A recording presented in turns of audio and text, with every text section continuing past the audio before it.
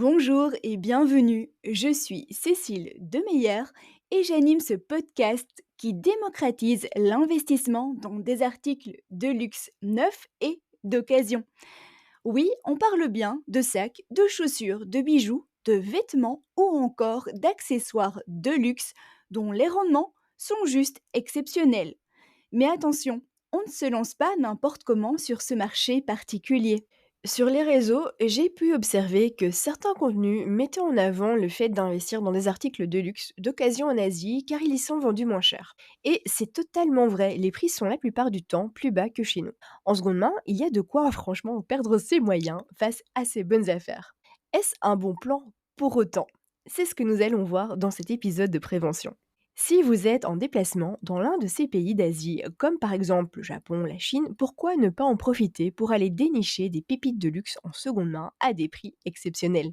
Oui, mais connaissez-vous la législation en la matière, c'est-à-dire vos obligations à votre retour? Devez-vous déclarer vos achats?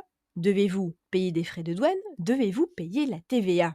Et oui, c'est tout de suite moins sympa, mais ce sont des informations essentielles à connaître. Voici ce qu'il se passe au niveau de l'Union européenne. Je relais ici des informations issues des sites officiels au niveau de la France et la Belgique où les règles sont finalement assez similaires. Tout d'abord, pour être exempté de la déclaration et de toute forme de frais supplémentaires à payer, il y a une notion de franchise, c'est-à-dire un seuil de valeur autorisé à ne pas dépasser. Pour le voyage aérien et maritime, donc l'avion et le transport par bateau, cela sera un maximum de 430 euros. Pour les autres moyens de transport, nous sommes à un maximum de 300 euros. Vous n'avez pas à déclarer les marchandises, y compris les cadeaux que vous recevez, si leur valeur totale ou si leur quantité ne dépasse pas les franchises autorisées. Tout objet dont la valeur est supérieure à la franchise devra être déclaré et vous devrez vous acquitter de la taxe sur la valeur ajoutée, la TVA, et les droits de douane normalement exigibles. Ces droits et taxes s'appliquent sur la totalité du prix mentionné sur la facture d'achat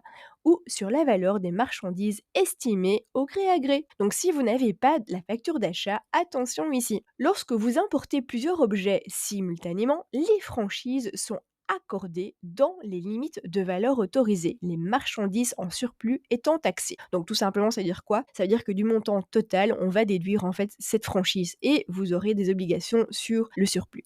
Bon, passons à la pratique, je sais que vous aimez ça. Vous êtes française et vous achetez un sac Chanel Timeless à, disons, 2500 euros en Chine.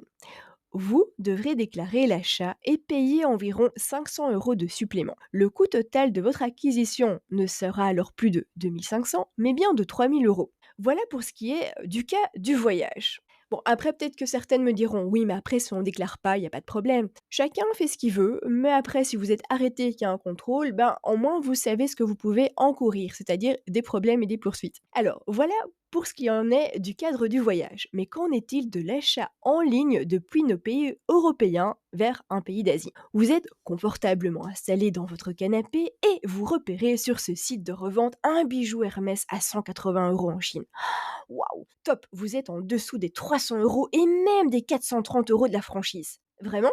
Eh bien non, désolé de vous le dire, mais les règles ne sont pas identiques dans ce cas. Les achats en ligne sont en effet un cas particulier. Depuis le 1er juillet 2021, toutes les marchandises commerciales importées de pays tiers ou de DOM au sein de l'Union européenne sont assujetties à la TVA, quelle que soit leur valeur. En bref, la TVA est désormais facturée dès 1 euro. Pour les achats sur des sites étrangers, le seuil de la franchise est ici de 150 euros. Si la valeur de votre commande est supérieure à ce montant, vous devez acquitter des droits de douane. Dans tous les cas, vous aurez à acquitter la TVA. Donc c'est-à-dire que soit vous avez la TVA à acquitter, soit il y aura la TVA et en plus des frais de douane. Si on reprend mon petit exemple du sac Chanel Timeless à 2500 euros, dans le cas d'un achat en ligne, les frais supplémentaires seront plutôt de 800 euros. Le total du sac monte alors à 3300 euros. Il faut aussi savoir que sur certains sites, tous ces frais seront clairement référencés et vous payerez directement la totalité. Il n'y aura pas de mauvaise surprise dans ce cas, vous saurez exactement ce que vous payez, il n'y aura pas de frais supplémentaires. Mais sur d'autres sites, ce n'est pas du tout le cas. C'est quelque chose que personnellement j'ai expérimenté à mes débuts.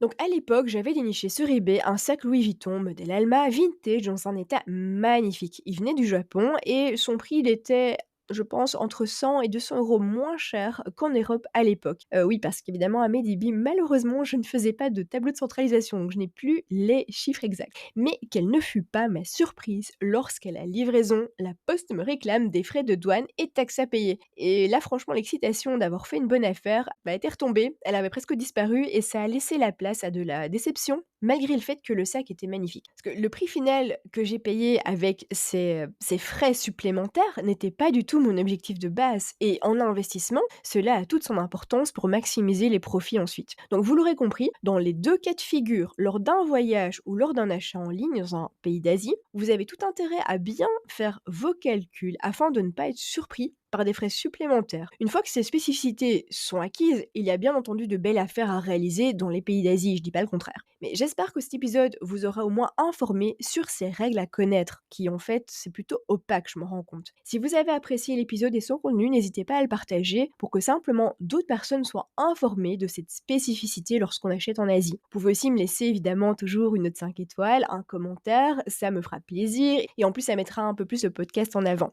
En tout cas, merci beaucoup de me suivre de semaine en semaine. Je vous souhaite une bonne journée ou une bonne soirée selon votre heure d'écoute et rendez-vous au prochain épisode.